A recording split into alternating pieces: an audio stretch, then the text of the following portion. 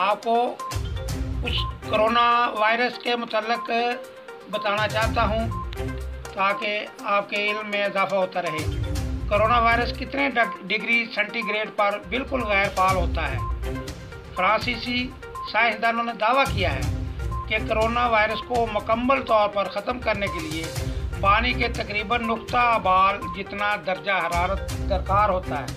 साइंसदानों ने मज़ीद बताया है कि जब वायरस को 92 डिग्री सेंटीग्रेड पर 15 मिनट तक तपश दी गई तो बिल्कुल गैर फाल हो गया। फ्रांसीसी माहिरीन ने मज़ीद बताया है कि कोरोना वायरस को अगर 60 डिग्री सेंटीग्रेड पर 1 घंटे तक तपश दें तो वायरस में फिर भी 1 से 2 और 2 से 4 में तक़सीम होकर बढ़ने की सलाहियत बरकरार रहती है। आपको मज़ीद बताते हैं कि कोरोना वायरस के हवायात आराइयाँ की जाती रही हैं कि गर्मी की शिद्दत बढ़ने से कोरोना वायरस खुद ब खुद ख़त्म हो जाएगा। बाद साइंसदानों ने तहकीक के बाद इसे अफवाह करार दिया है।